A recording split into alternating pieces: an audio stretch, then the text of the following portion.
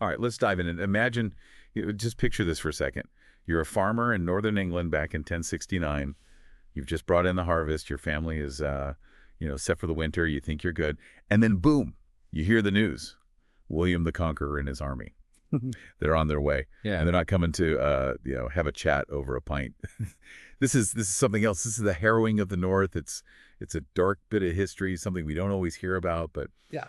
to really understand, like, William and his whole impact on England, we gotta look at this part too. Yeah, definitely. It's often overshadowed, Yeah. by the Norman conquest itself, 1066, all that. But the North, especially, it was like a tinderbox just waiting to go up in flames. You had the strong Viking heritage or a real sense of independence. They weren't going to just roll over for some Norman king. Yeah, and we know William faced rebellions right from the start. Didn't a riot even break out during his coronation? Oh, absolutely. Can you imagine a riot during your own coronation? Not exactly a great start, huh?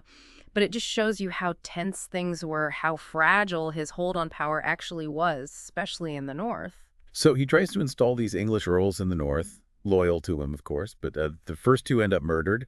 And the third, Gospatrick, well, he just decides, hey, why not join the rebellion myself? Exactly. And then you have Robert de Comines, a real loyal guy to William. William made him the new Earl of Northumbria, sent him to Durham to, establish control. Okay, so tell me about Robert de Comines. He seems like a pretty key player in all this. Oh, he definitely is. He goes to Durham, and the people, they just erupt, They chase him through the streets, corner him in the bishop's house. Wow. That's intense. You can just imagine it, the chaos, the clash of swords, the shouts. It was a turning point for William, This wasn't just a few disgruntled farmers. This was a direct attack on his power, on his authority, and his response, well, it was swift and brutal. The harrowing of the North. The harrowing of the North. This wasn't just, a battle or a siege. This was something way more terrifying, right? Oh, absolutely. This was deliberate, systematic destruction.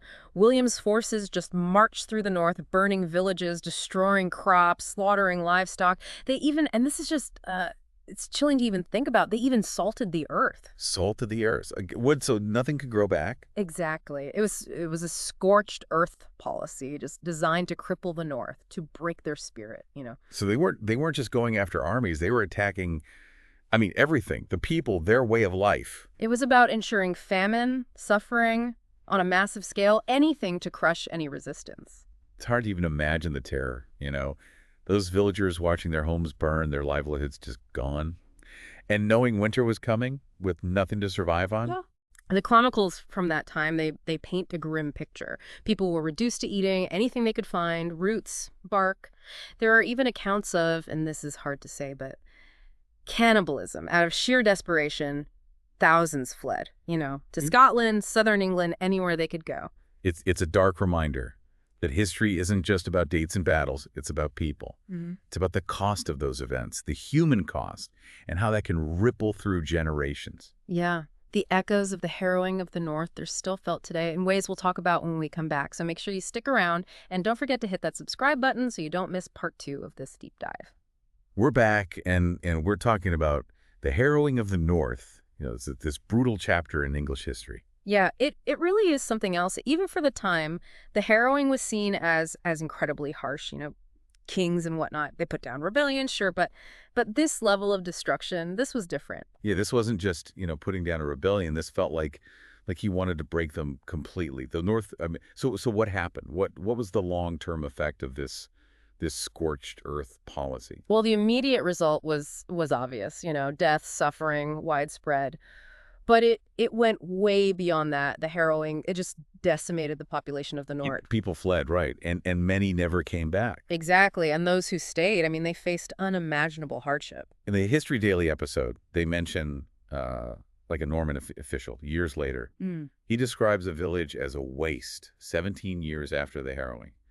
It's like the land itself was cursed, unable to recover. It wasn't just the land, it was everything, the whole system, Their livestock were gone, their tools, their mills, everything they needed to farm, to survive.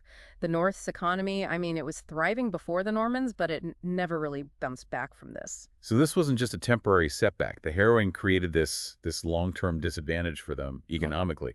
Did it change things culturally too? Absolutely. It fueled this resentment towards the Normans, and it lasted for generations. It solidified this idea of a north-south divide, like the North had been punished unfairly and neglected. And that feeling, that sense of being different, it became part of Northern identity. It's wild to think something that happened so long ago could still affect how a whole region sees itself. It makes you wonder, could William have done things differently?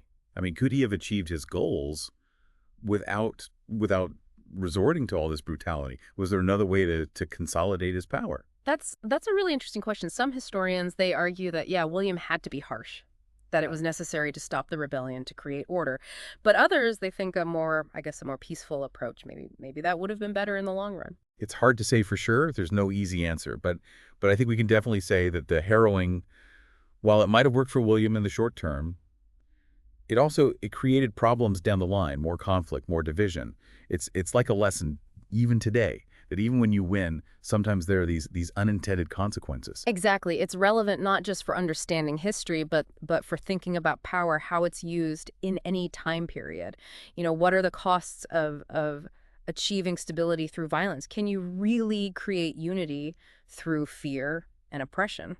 So we've covered a lot today: the causes, the effects, the legacy of this harrowing of the North. It's a story that really makes you think, about power, about violence, about the human cost of conflict. And it highlights how important it is to really understand history, not just as dates and battles, but as this complex, this web of cause and effect that still shapes us today.